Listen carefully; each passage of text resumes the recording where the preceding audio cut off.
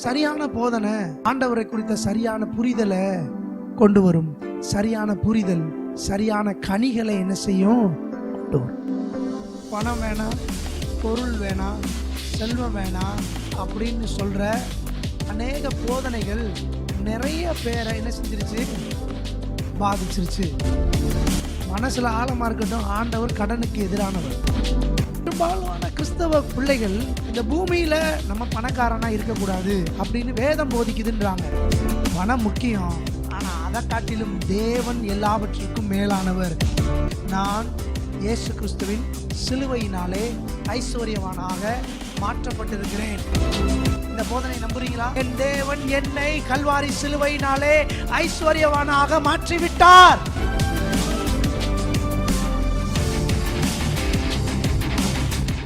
கர்த்தருடைய வார்த்தைக்கு திரும்புவோம். வெளிப்படுத்தின விசேஷம் 2வது அதிகாரம் 20வது வசனம். ஆகிலும் உன் பேரில் எனக்கு குறை உண்டு, என்னவெனில் தன்னை தீர்க்கதரிசி என்று சொல்லுகிற எசபேல் என்னும் ஸ்திரீயானவள் என்னுடைய ஊழியக்காரர் வேசித்தனம் பண்ணவும் விக்கிரகங்களுக்கு படைத்தவைகளை புசிக்கவும் அவர்களுக்கு போதித்து அவர்களை வஞ்சிக்கும்படி நீ அவளுக்கு இடம் கொடுத்தாய். கவனிங்கள், தியத்ரா என்ற சபையை குறித்து பல மாதங்களாக நான் உங்களிடத்தில் பேசித்து வருகிறேன். தியத்ரான்றது ஒரு வெளிப்படுத்தின விசேஷத்தில் சொல்லப்பட்ட 7 சபைகளிலே ஒரு சபை. இந்த சபையை அன்றைய காலகட்டத்தில் ஆசியா மைனர் என்று சொல்லப்படுகிற அந்த பகுதியிலே இந்த சபை இருந்ததை நாம் காண்கிறோம். இந்த சபையில்ட்ட என்ன பிரச்சனை அப்படின்னா, ஏகப்பட்ட காரியம் இருக்குது, அதெல்லாம் நான் பிரசங்கம் பண்ணியிருக்கிறேன். ஆனால் குறிப்பாக ரொம்ப முக்கியமாக நான் கடந்த சில மாதங்களாக பேசிக்கிட்டு இருக்கிற ஒரு காரியம், ஒரு பிரசங்கம் ஒரு சபையையே கெடுத்து போட்டது அப்படின்னா அதுக்கு ஒரு நல்ல எடுத்துக்காட்டு தியத்ரா சபை. வேதம் சொல்லுகிறது இங்கே 2வது அதிகாரம் 20வது வசனத்தில், விக்கிரகங்களுக்கு படைத்தவைகளை புசிக்கும் அவைகளுக்கு போதித்து, ஒரு பெரிய போதனை பாருங்க. என்ன போதனை கொடுத்தாங்க அப்படின்னா, தாராளமாக அந்த காலகட்டத்தில் விக்கிரகங்களுக்கு படைச்சதெல்லாம் நீ என்ன செஞ்சுக்கலாம், சாப்பிட்டுக்கலாம் அப்படின்னு சொல்லி, அந்த சாப்பிட்ற காரியத்தை மட்டும் இல்லை, எப்படினாலும் வாழ்ந்துக்கலாம், ஒன்றும் தப்பு கிடையாது அப்படின்ற ஒரு தவறான ஒரு போதனையை அந்த சபை நம்பி விட்டது. எப்படி வேணாலும் வாழலாம், திருப்பி சொல்றேன், எப்படி வேணாலும் வாழலாம் என்ற ஒரு மனநிலை இருக்கு பார்த்தீங்களா, அது பிசாசுனுடைய மிகப்பெரிய தந்திரம் என்பதை தெரிந்து கொள்ளுங்கள். இப்படித்தான் வாழ வேண்டும் என்று தேவன் அவருடைய வார்த்தையை கொண்டு நமக்கு ஆலோசனை கொடுத்திருக்கிறார். ஓசியா தீர்க்கதரிசியை பற்றி நமக்கு தெரியும். ஓசியா தீர்க்கதரிசி என்ன செஞ்சாரு?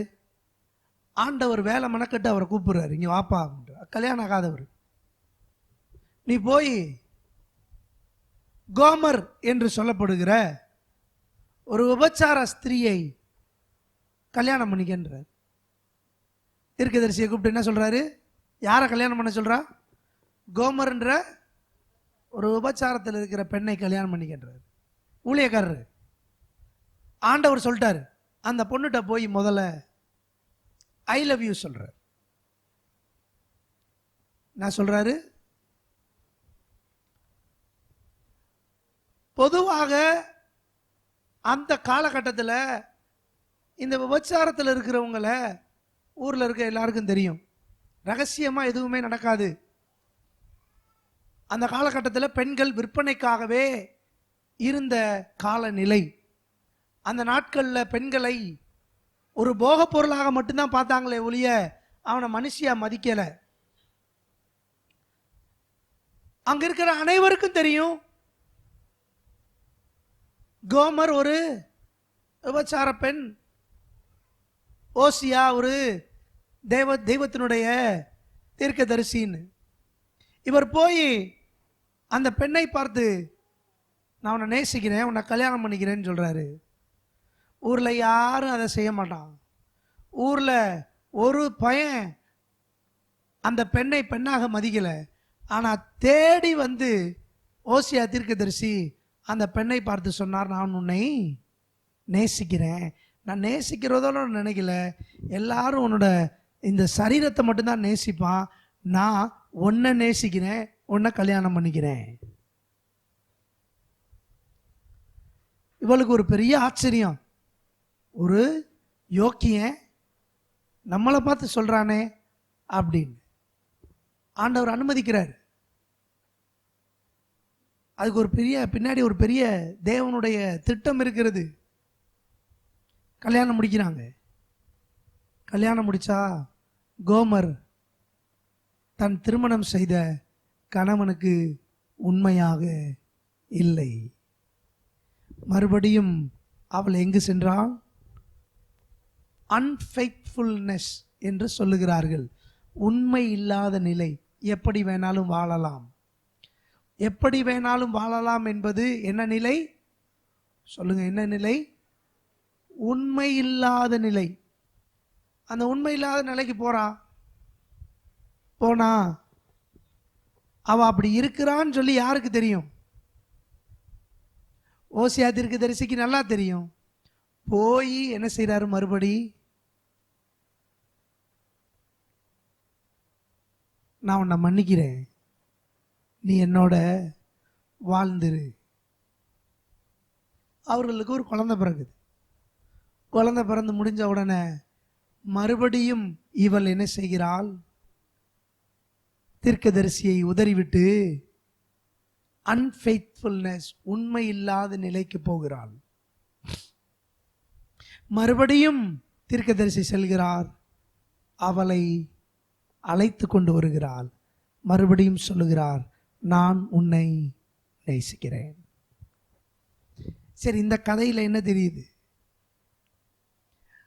அன்றைக்கு இருந்த அதே தெய்வம்தான் இன்றைக்கும் இருக்கிறது, என்றைக்கும் இருக்க போகிறார். அன்றைக்கு கோமரை மன்னித்த அதே தேவன்தான் இன்றைக்கு உங்களையும் என்னையும் என்ன செய்திருக்கிறார். நான் யோக்கியம் கிடையாது, என்கிட்ட நீதியே கிடையாது, நான் ஆண்டவரை விட்டு அடிக்கடி தூர போய்கொண்டே இருக்கேன். ஆண்டவர் இப்பயும் உன்னை பார்த்து சொல்றாரு, நான் உன்னை நேசிக்கிறேன். நீ என்னை விட்டு தூர போனாலும் நான் உன்னை தேடி வருவேன். கோமரை மறந்துடாத. கோமரை தேடி போய் நான் அவளிடம் சொன்னேன், நான் உன்னை நேசிக்கிறேன், நான் உன்னை நேசிக்கிறேன்.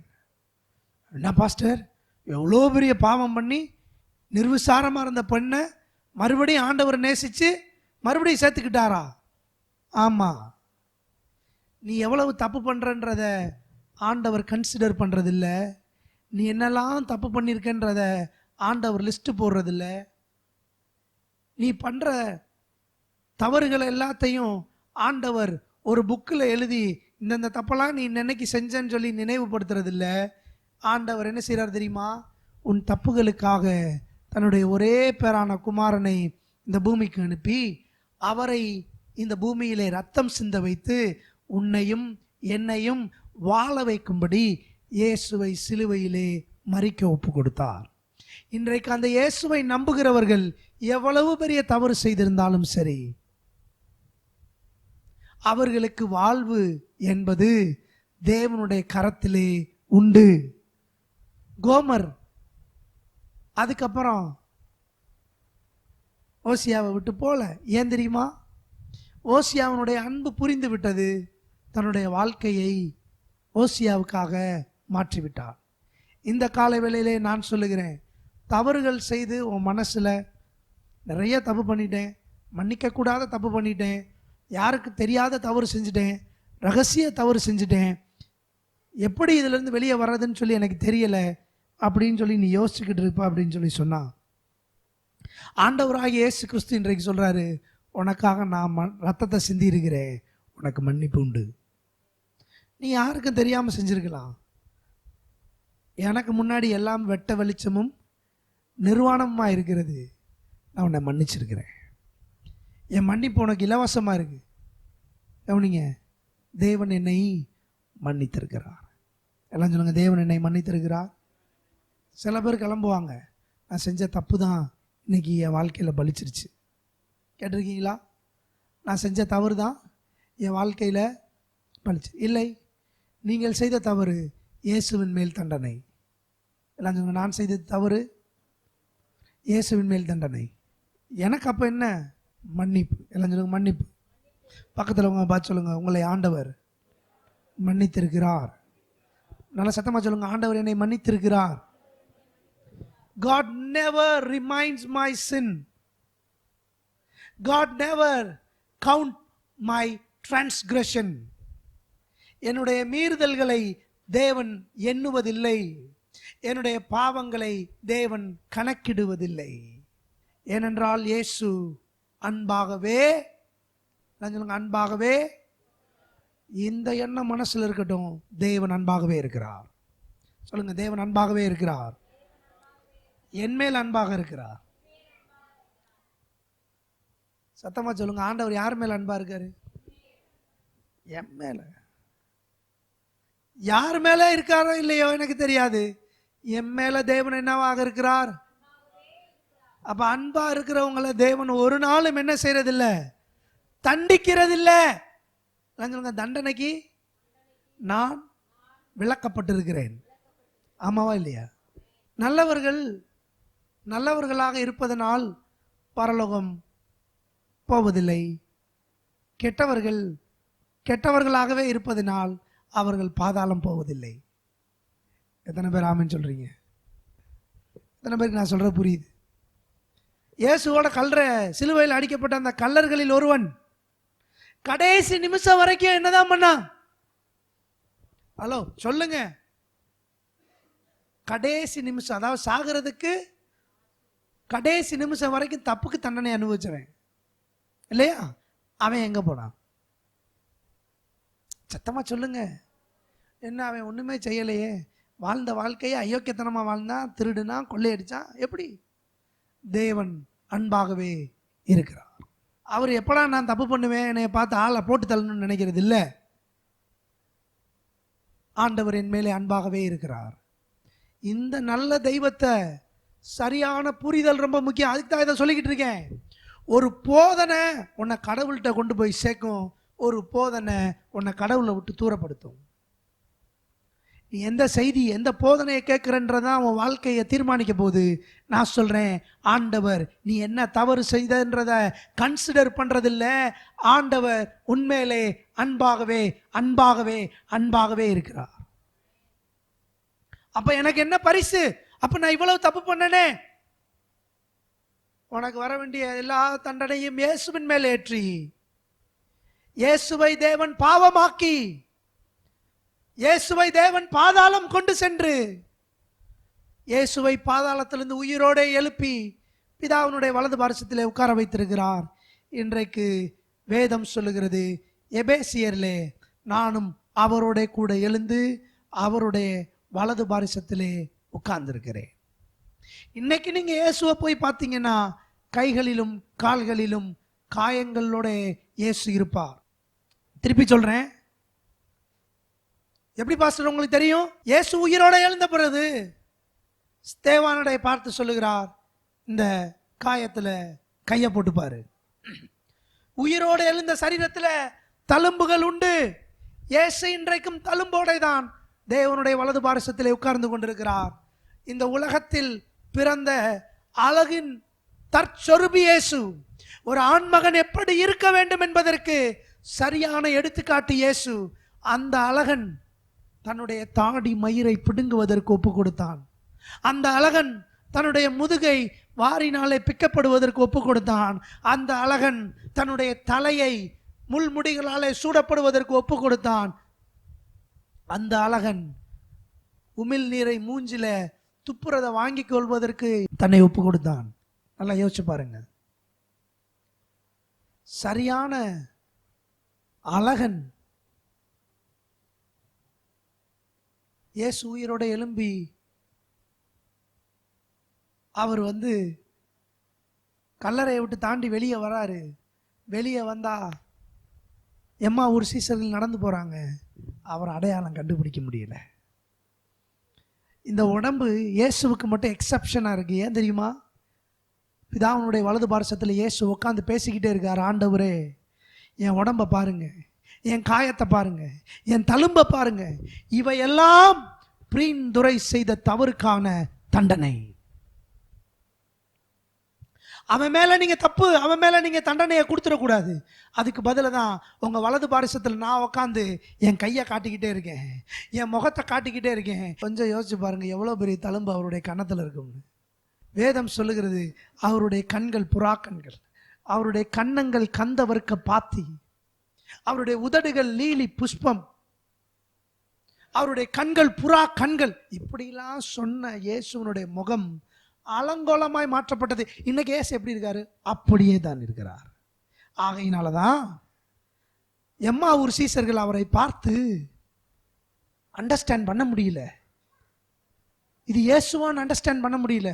ஆனா அவர் பேசின வார்த்தைகளை கேட்டு இவர்தான் இயேசு என்று அறிந்து கொண்டார்கள். பிதாவினுடைய வலது பார்சத்தில் இயேசு உட்கார்ந்து என்ன சொல்லிக்கிட்டு இருக்காரு தெரியுமா? ஆண்டவரே, நான் தப்பே பண்ணாம இவனுக்காக தண்டனை அனுபவிச்சேன். நான் தப்பு பண்ணிட்டேன். பிரீன் மிகப்பெரிய தவறு செய்து விட்டான், பாவம் செய்து விட்டான். ஆனால் அவன் வாழ வேண்டும் என்று இயேசு விரும்பினார். ஆகையினாலதான் இன்றைக்கும் பிதாவினுடைய வலது பார்சத்தில் சரியான போதனை என்ன தெரியுமா? நான் வாழ வேண்டும் என்று இயேசு என் மேலே அன்பாகவே இருக்கிறார். எத்தனை பேர் ஆமென் சொல்றீங்க? உன் மனசுல ஆழமா இருக்கட்டும். நான் பண்ண தப்புலாம் ஆண்டவர் கனெக்ட் பண்றது இல்லை. கவனிங்க, சரியான போதனை ஆண்டவரை குறித்த சரியான புரிதலை கொண்டு வரும். சரியான புரிதல் சரியான கனிகளை என்ன செய்யும்? கொண்டு வரும். சரியான புரிதல் சரியான கனிகளை கொண்டு வரும். அப்போ ஒரு போதனை ஒரு முழு சபையை ஏமாற்றி போடும் என்றால் அதுக்கு நல்ல எடுத்துக்காட்டு யாரு? நான் இந்த பொருளாதாரத்தை பத்தி பேச ஆரம்பிச்சேன். கடனே நமக்கு இருக்கக்கூடாது. எத்தனை பேர் ஆமென் சொல்றீங்க? கடனை நான் வெறுக்கிறேன். சத்தமா சொல்லுங்க, கடனை நான் வெறுக்கிறேன். கடனை நான் வெறுக்கிறேன். மனசுல ஆழமா இருக்கட்டும், ஆண்டவர் கடனுக்கு எதிரானவர். நீயோ கடன் வாங்காதிருப்பாய், அநேக ஜாதிகளுக்கு என்ன செய்வாய்? அதுதான் தேவ திட்டம். அப்பப்போ தேவைப்படுற நேரத்திலலாம் கை மாத்து பக்கத்து வீட்டில் வாங்கிக்க, அது தேவ திட்டம் இல்லை. ஆனால் கடன் வாங்கக்கூடாது அப்படின்னா என் கையில நிறைய பணம் இருக்கணும்னு அர்த்தம். ஆமாவா இல்லையா? நான் கடன் வாங்கக்கூடாதுன்னா உங்க கையில எப்படி இருக்கணும்? எல்லாத்துக்கும் பணம் நிறைய. அப்ப பணம் நிறைய இருக்கும்போது தான் கடன் வாங்காம இருக்க சொல்லும். ஆமா தானே? அதனாலதான் போன வாரம் சொன்னேன், நீ என்ன செய்தாலும் வாய்க்கும். ஆண்டவர் உன் கையின் பிரயாசத்தை ஆசீர்வதிக்க விரும்புகிறார், நீ செய்கிறதெல்லாம். ஆனா பெரும்பாலான கிறிஸ்தவ பிள்ளைகள் சில காரியங்களை நம்புறதில்லை. என்ன தெரியுமா அவங்க என்ன நம்புறாங்க அப்படின்னா, இந்த பூமியில நம்ம பணக்காரனா இருக்கக்கூடாது அப்படின்னு வேதம் போதிக்குதுன்றாங்க. அவங்க அடிப்படை ஆதாரமா சொல்ற சில வசனங்களை இந்த நேரத்தில் நான் சொல்ல விரும்புகிறேன். பூமியில பணக்காரனா இருக்கக்கூடாதுன்னு சொல்லி இயேசுநாதர் சொன்ன வசனம் மத்தேயு 6:19. பூமியிலிருந்து உங்களுக்கு பொக்கிஷங்களை சேர்த்து வைக்க வேண்டாம், இங்கே பூச்சியும் துருவும் அவைகளை கெடுக்கும், இங்கே திருடரும் கண்ணமிட்டு திருடுவார்கள். 20. பரலோகத்திலே உங்களுக்கு பொக்கிஷங்களை சேர்த்து வையுங்கள், அங்கே பூச்சியாவது துருவாவது கெடுக்கிறதும் இல்லை, அங்கே திருடர் கண்ணமிட்டு திருடுகிறதும். 21. உங்களுக்கு பொக்கிஷங்களை எங்கே இருக்கிறதோ அங்கே உங்கள் இருதயம். என்ன சொல்றாங்க? இங்க ஒன்னையும் சேர்த்து வைக்காத, இங்க ஒன்னையும் சம்பாதிக்காத லெவலுக்கு வந்துருச்சு. இங்க எதையும் சேர்த்து வச்சிடாத, இங்க நிறைய பூச்சி புழு துரு எல்லாம் அரிச்சிடும். அதனால இங்க ஒண்ணு. இது இயேசுநாதர் சொன்னது இல்லையா? பொக்கிஷம்லாம் நீங்க இங்க என்ன செய்யக்கூடாது? சேர்த்து வைக்க கூடாது. இன்னொரு வசனம் மார்க் 10:25. இயேசு சொன்ன இன்னொரு வசனம், மக்கள் தவறாக புரிந்து கொள்கிற ஒரு வசனம். ஐஸ்வர்யவான் தேவனுடைய ராஜ்யத்திலே பிரவேசிப்பதை பார்க்கிலும் ஒட்டகமானது ஊசியின் காதிலே நுழைவது. அப்ப இன்னும் பணக்காரன், இன்னும் பணமும் சேர்த்து வைக்க கூடாது, பணக்காரனாவும். இன்னொரு வசனம் கொலோசியர் 3:2, பூமியில் உள்ளவைகளை அல்ல மேலானவைகளையே. இந்த வசனங்கள் எல்லாம் வச்சுக்கிட்டு என்ன நினைச்சுக்கிறாங்க அப்படின்னா, பணம் பொருள் செல்வம் எதையும் சேர்த்து வைக்க கூடாது, எல்லாம் நமக்கு எங்கே தான் இருக்கு. தேவ பிள்ளையே கவனிங்க, இப்போ நான் ஒரு கணக்கு சொல்ல போகிறேன். பணம் வேணாம், பொருள் வேணாம், செல்வம் வேணாம் அப்படின்னு சொல்கிற அநேக போதனைகள் நிறைய பேரை என்ன செஞ்சிருச்சு, பாதிச்சிருச்சு. இதே போல தான் சுகத்தை பற்றி, இன்னைக்கு பணத்தை பற்றி பேசுகிறேன். என்ன காரியத்தை புரிஞ்சுக்கிங்க, இந்த வசனங்களை தவறா அண்டர்ஸ்டாண்ட் பண்ணதே தப்பு. இதை தான் ஏசுனாரு மத்தேயு 22:29 சொல்கிறாரு, நீங்கள் சரியாக வசனத்தை புரிஞ்சு கொள்ளாதனால தப்பாக அண்டர்ஸ்டாண்ட் பண்ணிட்டீங்க அப்படின்றார். வேத வாக்கியங்களை தேவனுடைய வல்லமையையும் அறியாமல் தப்பான எண்ணம் கொள்ளுகிறீர்கள். சரியா வசனத்தை சரியா புரிஞ்சுக்காதனால உங்களுக்கு வசனத்தை குறித்த தெளிவே. அப்ப நான் சொல்றேன், சரியான போதனை சரியான அறிவை கொடுக்கும். அதனால தான் எவ்வளவு நேரம் செலவழிச்சாலும் சரி, நீ எவ்வளவு காசு செலவழிச்சாலும் சரி, நீ நற்செய்தி சபைக்கு வர்றதுக்கு என்ன செஞ்சாலும் சரி வந்து சேரு ஞாயிற்றுக்கிழமைன்னு சொல்றேன். ஏன்னா நீ கேட்கறது உன் வாழ்க்கையை மாற்றும். கவனிங்க, தப்பான எண்ணம் எங்கே வருது அப்படின்னா, எங்கே ஆரம்பிக்குது அப்படின்னா, சரியான போதனையை கேட்காதது. இந்த 3 வசனம் வாசித்தேன். இந்த 3 வசனத்துலேயும் என்ன தெரியுது?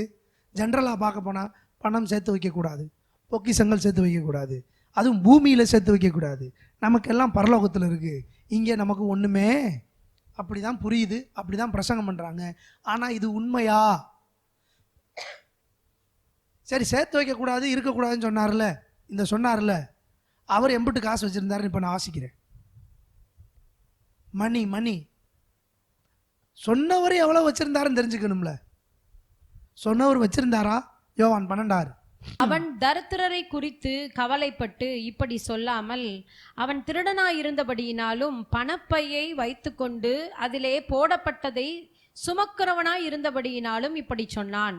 ஹலோ கவனிங்க, ஏசுனார் கூட ஒரு ஊழியக்காரர் இருந்தான், அவன் பேர் யூதாசு. அவன் எதை வச்சுக்கிட்டு தெரிஞ்சான்?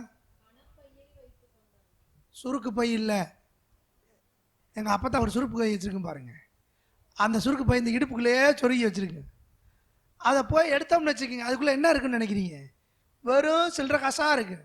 நிறைய பேர் என்ன நினச்சிட்டாங்கன்னா, ஏசுனாரி இந்த மாதிரி ஒரு சுருக்கு பை வச்சுக்கிட்டு அப்படியே தெரிஞ்சார் போல யூதாஸ்கிட்ட, எப்பா இந்த சில்லற காசெல்லாம் கரெக்டாக இருக்கான்னு எண்ணிக்கை அடிக்கடி. அந்த லெவலில் இல்லை. நல்லா கவனிங்க, சுருக்கு பை இல்லை, பணப்பை. எல்லாம் சொல்லுங்க, என்ன பை? அந்த பணப்பை எப்படின்னா, அவர் கூட ஒரு 30 பேர் இருந்தாங்க, 50 பேருக்கு சோறு கொடுக்கணும். ஹலோ, ஒரு 30 பேருக்கு. அப்புறம் அப்பப்போ ரோட்டுக்கு போனால் ஏசுனார் வர்றான்னு சொன்ன உடனே யாராவது வந்து காசு கேட்பாங்கல்ல, அவங்க தர்மம் பண்ணணும். அப்போ அதுக்கும் காசு. ஆள் எப்படி வச்சுருந்தாரு? கொஞ்சம் ஹெவியாக தான் இருந்துச்சு பணம். என்ன பாஸ்டர் இப்படி சொல்கிறீங்க, உங்களுக்கு எப்படி தெரியும்? இன்னொன்று வாசிக்கிறேன், அப்போ தெரிஞ்சுக்கிங்க அவர் எவ்வளோ பணம் கையில் வச்சுருந்தாரு.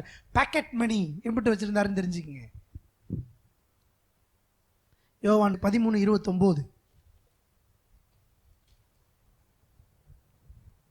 யூதாஸ் பணப்பையை வைத்து கொண்டிருந்தபடியினால் அவன் போய் பண்டிகைக்கு தேவையானவைகளை கொள்ளும்படிக்காவது தரித்திரருக்கு ஏதாகிலும் கொடுக்கும்படிக்காவது இயேசு அவனுடனே சொல்லியிருப்பார் என்று சிலர் நினைத்தார்கள். நல்லா கவனிங்க, யூதாசு இப்போ எங்கே போகிறாரு? 30 பேருக்கு சோறு பொங்கி போட. ஏசுநாதர் கூட இருந்தவங்க 12 பேர். அப்புறம் இயேசுடைய அண்ணன் தம்பி சொந்தக்காரங்க எல்லாரையும் சேர்த்தா ஒரு 30 பேர் கணக்குன்னு வச்சுக்கிங்க. நான் சொல்கிறது ரொம்ப கம்மியான அளவு. ஊரில் பெரிய ஹீரோ, தொடரவெல்லாம் சோகமாகறான். எல்லா பேரும் இப்போ எங்கே தான் இருக்கான்? யோவான் வேற செத்து போயிட்டாரு. யோவானுடைய சீசர்கள் யாரோட தான் இருக்கா? அக்கௌண்ட்டு கூட. இப்போ இவங்க எல்லாருக்கும் சோறு வாங்கி போடணும். இப்போ டவுனுக்குள்ளே போய் யோவானுக்கு குடும்பம் இருக்குது, பேதுருவுக்கு குடும்பம் இருக்கு, அம்பிட்டு போய குடும்பத்தையும் விசாரிக்கணும், பிள்ளை குட்டி எல்லாரையும் விசாரிக்கணும். அப்படின்னா 30 பேருக்கும் இயேசு சோறு ஓடணும் அப்படின்னா வெறும் 30 பேர் இல்லை, அவங்க குடும்பத்தையும் சேர்த்தே கவனிக்கணும். அப்ப ஏழைக்கு கொடுக்கணும், பண்டிகைக்கு என்ன வாங்கி போடணும் சொல்லுங்க, பண்டிகைக்கு என்ன வாங்கி போடணும், ட்ரெஸ் வாங்கி போடணுமா வேணாமா? அது ஏசுனார் கூட இருக்கிறவங்க போடணுமா இல்லையா? நீங்க நினைக்கிறீங்களா ஏசுனாரு நேற்று போட்ட ட்ரெஸ்ஸை அப்படியே கசங்காம போட்டு நாளைக்கு போட்டுறணும்? சில வீட்டில் கேட்டிருக்கீங்களா, கிறிஸ்மஸ்க்கு காலையில் போட்டிருப்பியான், அப்படியே போயிட்டு வந்து மடிச்சு வச்சியா, புது வருஷத்துக்கு அதான்டா போடணும். ஏசுனார் அப்படி கிடையாது. பண்டிகைக்கு கூட இருக்கிற 12 சீசர்கள், அவர்களுடைய குடும்பத்தார், இயேசுவனுடைய சகோதரிமார், இயேசுவனுடைய தாயார், அப்புறம் அவரோட இருக்கிற தர்மம் வாங்குறவங்க எல்லாருக்கும் புதுசாக ட்ரெஸ் எடுத்து கொடுத்தாரு, எல்லாருக்கும் சாப்பாடு பொங்கி போட்டாரு, எல்லாருக்கும் தர்மம் கொடுத்தாரு. இவ்வளவு காசு யார் வச்சிருந்தா? யூதாஸ் வச்சிருந்தாரு. இயேசு அவர்கிட்ட கொடுத்து, இவன் களவாணி பையன் அவருக்கு நல்லா தெரியும், தெரிஞ்சனால தான் அவன் கையிலேயே கொடுத்து வச்சிருந்தாரு. நல்லா கவனிங்க, உண்மை இல்லாதவன் தெரியும், தெரிஞ்சனால தான் பணத்தை யார்கிட்ட கொடுத்தா? இப்போ ஒரு சம்பவம் வந்துருச்சு, ஒரு நேரம் வந்துருச்சு, ஏசுநாதர்கிட்ட எவ்வளோ பணம் இருக்குன்னு சொல்லி ஏசுநாதரை ரிவீல் பண்ண சொல்கிறார். திருப்புங்க யோவான் 6:7. பிலிப்பு அவருக்கு பிரதியுத்தரமாக, இவர்களில் ஒவ்வொருவனும் கொஞ்சம் கொஞ்சம் எடுத்துக்கொண்டாலும் 200 பணத்து அப்பங்களும் இவர்களுக்கு போதாதே என்றான். எத்தனை பணம் கால்குலேட் பண்ணிட்டாங்க? ஏசுனார் பையில இப்போ எம்பிட்டு இருக்கு? 200 ரூபா இல்லை, 200 பணம். 200 பணம் என்பது 200 தினாரியஸ் என்ற வார்த்தை பயன்படுத்துகிறார். தினாரியஸ் அன்றைய காலகட்டத்தில் ரோமர்களுடைய வெள்ளி பணத்துடைய பேர் தான் தினாரியஸ். ஒரு தினாரியஸ் என்பது ஒரு நாள் கூலி.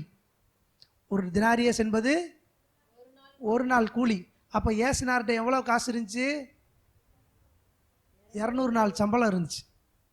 சரி, உங்கள் கணக்குக்கே நான் வர்றேன், உங்கள் கணக்குக்கு உங்கள் புரிதலுக்கே நான் வர்றேன். இந்த உலகத்தில் அதிகமான சம்பளம் கொடுக்குற ஒரு தேசம் இருக்குன்னா அது அமெரிக்கா. கேட்டிங்களா? நாமினலா ஒரு மணி நேரத்துக்கு $27. நல்லா கவனிக்கணும், ஒரு மணி நேரத்துக்கு எத்தனை டாலர்? $27. 8 மணி நேரம் வேலை பார்த்தா ஒரு நாளைக்கு எத்தனை மணி நேரம் வேலை பார்க்கணும்? 8 மணி நேரம். 8 மணி நேரம் வேலை பார்த்தீங்க அப்படின்னா $216. எத்தனை மணி நேரம் வேலை பார்த்தா எவ்வளோ டாலர் ஒரு நாளைக்கு சம்பளம்? $216. $216 இன்ட்டு இந்தியாவினுடைய மதிப்பு 80 ரூபா. ஒரு டாலருனுடைய விலை எவ்வளோ? அப்போ 216 இன்ட்டு 80 எவ்வளோன்னு பார்த்தா 17,280 ரூபா ஒரு நாள் சம்பளம். அமெரிக்காவில் எம்பிட்டு? ஏசுனார்கிட்ட எத்தனை நாள் சம்பளம் இருந்துச்சு? 200 நாள் சம்பளம் இன்ட்டு 17,000 ரூபா போடுங்க, எம்பிட்டு வருது? 34,56,000 ரூபா. எத்தனை நாள் லட்சம் சம்பளம்? 200 நாள் சம்பளம். ஏசுனார் கையில் எவ்வளோ இருந்துச்சு? அதுக்கு தான் பை, அதுக்கு தான் நான் கேட்குறேன். ஏசுனார் பணமே வச்சுக்க கூடாதுன்னா இம்பிட்டு பணத்தை வச்சுக்கிட்டு தெரிஞ்சாரு? சரி, நம்ம ஊர் கணக்குக்கே வருவான், 1000 ரூபா கணக்கு வருவான். ஒரு கொத்தனார் கூலி வச்சுக்குவான், சரியா? ஒரு கொத்தனார் கூலி ஒரு நாள் கூலி எவ்வளோ? 200 நாள் கூலி எவ்வளோ? 2 லட்சம் ரூபா. அப்போ ஏசுனார் பையில் எம்பிட்டு காசு இருந்துச்சு? பேங்க்ல எவ்வளோ இருந்துச்சுன்னு தெரியாது. ஏன்னா அவரே சொல்றாரு, பேங்க்ல போய் போட்டிருந்தா இது காசு கூட வந்திருக்குமாடா அப்படின்னு சொல்லி அவரே சொல்றாரு. பேங்க்ல எவ்வளோ போட்டாருன்னு தெரியல, ஆனால் 2 லட்சம் ரூபா கையில் இருப்பு தொகை, பெட்டி கேஷ், சும்மா தின்பண்டம் வாங்கி சாப்பிட்றதுக்கு வச்சிருந்த காசு, ஏழைகளுக்கு கொடுக்கறதுக்காக வச்சிருந்த காசு 2 லட்சம் ரூபாய். இந்த இயேசுவா சொல்றாரு, பணத்தை இங்கே சேர்த்து வைக்காதீங்க, பரலோகத்தில் சேர்த்து வைங்கன்னு. இந்த இயேசுவா சொல்றாரு, பணம் வச்சுக்காத, பரலோகத்தில் பாடுறா அப்படின்னு. இந்த இயேசுவா சொல்றாரு, பணம் வச்சிருந்த இந்த இயேசுவா உன்னைய பணம் வச்சுக்க வேணான்னு சொல்றாரு? சரியான புரிதல் வேணும். நான் சொல்றேன், என்ன பிரச்சனை? இயேசு 2 லட்ச ரூபா பணம் இருந்தா கூட இயேசுவுக்கு அந்த பணத்தின் மேல கவனம் கிடையாது. அதனாலதான் பணத்தை தூக்கி யார்கிட்ட கொடுத்துட்டா? யூதாசனுடைய பிரச்சனை என்ன? யூதாசுக்கு இயேசு மேல கவனம் கிடையாது, பணத்தின் மேலதான் கவனம் அதிகம். ஹலோ, வித்தியாசத்தை கவனிக்கணும். இயேசுவுக்கு பணத்தின் மேல கவனம் கிடையாது, ஜனத்தின் மேலதான் கவனம். யூதாசுக்கு இயேசு மேல கவனம் கிடையாது, பணத்தின் மேலதான். 2 விஷயம் இருக்கு. பெரிய தேவை வந்துருச்சு. இதே 6வது அதிகாரத்துல பெரிய தேவை. 5000 பேர் சாப்பிட்றதுக்கு உட்காந்துருக்கான். என்ன செய்ய? எல்லாம் கணக்கு பண்றாங்க. 200 பணத்தை கணக்கு பண்றாங்க. ஏசுனார் அவங்க போட்ட கணக்கையே கவனிக்கவே இல்லை. ஏசுனார் சொல்றாரு, 5 அப்பம் 2 மீனை ஏன்ட்ட கொண்டு வா அப்படின்னு. கொண்டு வந்தா இவர் என்ன செய்யறாரு? 5 அப்பம் 2 மீனை பரலோகத்தின் தேவனை பார்த்து சொல்லுங்க, என்ன செய்யறாரு? ஒரு இடத்துல சொல்லப்பட்டிருக்கிறது அவர் ஸ்தோத்திரம் செய்து கொடுத்தாருன்னு, ஒரு இடத்துல சொல்லப்பட்டிருக்கிறது அவர் ஆசீர்வதித்து. நான் சொல்றேன், இயேசுனார்ட்ட வந்தா இயேசு ஆசீர்வதிக்கிற தேவனை தான் சொல்லுவாரு, பணத்தை சொல்ல மாட்டார். பிலிப்பிட்ட இயேசுனாருக்கு அறிவு. இயேசுனார் சொல்லியிருக்கலாம், ஏப்பா உனக்கு அறிவு இருக்கா? 5000 பேர் வந்திருக்கிறாங்க, முதலே போய் அப்பத்தை சுட வேணாமா? ஒரு கைமாத்துக்கு சொல்லிட்டு வந்திருக்கலாம்ல. நான் என்ன செஞ்சிருப்பேன்? காணிக்கைலாம் எடுத்து அதுக்கப்புறம் மீட்டிங் முடிஞ்ச பிறகு கொண்டு போய் கொடுத்துருப்பேன்லப்பா. என்னப்பா இப்படி கூட இருந்து இப்படி இருக்கிறீங்க அப்படின்னு இயேசு சொல்லியிருக்கலாம். ஆனால் இயேசுனார் அதெல்லாம் சொல்லவே இல்லை. நீங்களே சோறு கொடுங்க அப்படின்னு சொல்லிட்டு இவங்களை கணக்கு போட விட்டார். 200 காசுக்கு வாங்கினாலும் கொடுக்க முடியாது. ஆனால் ஆண்டவர் சொல்றாரு, அந்த 5 அப்பம் 2 மீனை ஏன்ட்ட கொண்டா. இயேசுனார் ஆசீர்வதிச்சாரு. 5 அப்பம் 2 மீன் 20,000 பேருக்கு ஏராளமாய் வந்தது. பணம் தேவையை சந்திக்கவில்லை, ஆசீர்வாதம் தேவையை சந்தித்தது. நல்லா மனசுல வச்சுக்கோங்க. யூதாசுக்கு பணம் தான் முக்கியம், கடைசியா அங்க தூக்கு மாட்டிக்கிட்டு செத்து போயிட்டான். நம்ம பணம் முக்கியம் சொல்லல, பணம் தான் எல்லாம் சொல்லல, பணம் முக்கியம். ஆனா அதை காட்டிலும் தேவன் எல்லாவற்றிற்கும் மேலானவர். மரியாதை பணத்துக்கு கிடையாது. மரியாதை எதுக்கு? சத்தமா சொல்லுங்க, யாருக்கு? தேவனுக்கு மரியாதை கொடுத்து பாரு, பணம் உன் காலில் வந்து விழுகும். நீ பணத்துக்கு பின்னாடி போய் பாரு, ஓடிக்கிட்டே இருப்ப கடைசி வரை. பணம் சம்பாதிக்கணும் தான் ஓடுவேன். ஆனால் நான் சொல்கிறேன், 2 லட்ச ரூபா பாக்கெட் மணி வச்சுக்கிற அளவுக்கு கடவுள் ஒன்றை கொண்டு வருவார். எத்தனை பேர் ஆமென் சொல்றீங்க? பாக்கெட் மணி 2 லட்சமா பாஸ்டர்? S, of course. 2 லட்சம் ரூபாய். உன் தேவை எப்படி சந்திக்கப்பட போகுது? பணத்துக்கு மரியாதை சுத்தம் கொடுக்காதன்னு நான் சொல்கிறேன்.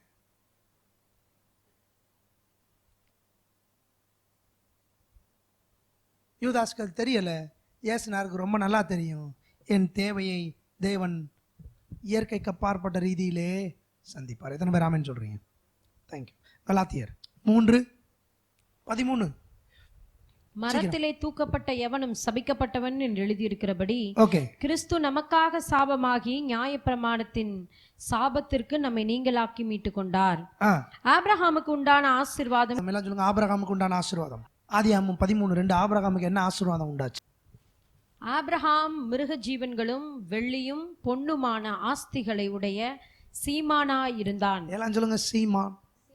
எல்லாம் சொல்லுங்க, சீமான். சீமான். சத்தமா சொல்லுங்க, நான் சீமான். ஏன் தெரியுமா? ஆபிரகாமை தேவன் எப்படி? வெள்ளியும், சத்தமா படிங்க, வெள்ளியும் பொன்னுமான ஆஸ்திகளை உடைய சீமான். இயேசுநாதர் தான் சொன்னாரு ஆஸ்தியை இங்கே சேர்க்காதன்னு சொல்லி. ஆனா ஆபிரகாமுக்கு வந்த ஆசீர்வாதம் நமக்கு வரும்படியா இப்படி ஆயிட்டு போட்டிருக்கு. வெள்ளி, பொண்ணு, ஆஸ்தி. வெள்ளி, பொண்ணு, ஆஸ்தி. இயேசுநாதர் சொல்றாரு, எல்லா வெள்ளியும் எல்லா பொண்ணும் என்னுடையது. என்னுடையதெல்லாம். ஆண்டவர் சொல்றாரு, என்னுடையதெல்லாம் உன்னுடையது. எல்லா வெள்ளியும் யாருடையது? என்னுடையது. சொல்லுங்க, எல்லா வெள்ளியும் யாருடையது? எல்லா பொண்ணும் யாருடையது? எல்லா ஆஸ்திகளும் யாருடையது? இன்னொன்னு சொல்றேன், யோபுவை பத்தி சொல்லி இருக்கு. யோபு கிழக்கத்திய புத்திரர் எல்லாரிலும் மகா ஐஸ்வர்யவான், மகா பெரிய ஐஸ்வர்யவான். அதே தேவன் தான் எனக்குள்ள இருக்கிறாரு. நானும் என்னதான் ஆக போறேன், அப்படித்தான் ஆக போறேன். ஏசுனார் சிலுவையில் அந்த வேலையை தான் செஞ்சு முடிச்சாரு. காசு வச்சுக்காத, பணம் வச்சுக்காத, பொருளாதாரம் வேணாம், தங்கம் வேணாம், வெள்ளி வேணான்னு சொல்றதுக்காக இயேசு மறிக்கல. வெள்ளியும் பொன்னும் உடைய ஆஸ்திகளுடைய சீமானாய் உன்னை மாற்றுவதற்காகவே சிலுவையில் இயேசு மரித்தார். நான் அதை நம்புறேன். 2 கொரிந்தியர் 8:9 சொல்லுகிறது, நம்முடைய கர்த்தராகிய இயேசு கிறிஸ்துவின் கிருபையை அறிந்திருக்கிறீர்களே, அவர் அவர் ஐஸ்வர்யமுள்ளவராயிருந்தும் நீங்கள் அவருடைய தரித்திரத்தினாலே ஐஸ்வர்யவான்கள் ஆகும்படிக்கு உங்கள் நிமித்தம் தரித்திரரானாரே. எல்லாம் சொல்லுங்க, என்ன ஆகும்படிக்கு? சத்தமா சொல்லுங்க, என்ன ஆகும்படிக்கு? மனசுல ஆழமா இருக்கட்டும். நீயும் உன் பகுதியில மிகப்பெரிய ஐஸ்வர்யவான். அதுக்கு தான் கர்த்தர் உன்னை அழைச்சிருக்கிறாரு. அதுக்கு தான் கர்த்தர் உன்னை அழைச்சிருக்கிறாரு. நீ இருக்கிற இடத்துல நீ ஒரு மிகப்பெரிய ஐஸ்வர்யவான். நீ என்ன பிசினஸ் பண்ணாலும் சரி, நீ என்ன வேலை பார்த்தாலும் சரி, நீ என்ன செய்தாலும் சரி, எல்லாம் தேவன் வாய்க்க செய்வார். ஐஸ்வர்யவானா மாத்துறது தான் தேவனுடைய திட்டம். சிலுவைக்கு இயேசுநாதர் என்னை ஐஸ்வர்யவானாக மாற்ற வந்தார். நான் நம்புறேன், அது என் வாழ்க்கையில் பலிக்கும். எத்தனை பேர் ஆமென் சொல்றீங்க? அப்போ நான் சில போதனைகளை நம்புறேன். என்ன போதனை? நான் இயேசு கிறிஸ்துவின் சிலுவையினாலே ஐஸ்வர்யவானாக மாற்றப்பட்டிருக்கிறேன். இந்த போதனை நம்புறீங்களா? நான் கடன் வாங்க மாட்டேன், நான் ஏழை கிடையாது, நான் தரித்திரன் கிடையாது, நான் கஷ்டப்படுற ஆளு கிடையாது, நான் அடுத்த நேர சாப்பாட்டுக்கு கஷ்டப்படுறவன் கிடையாது.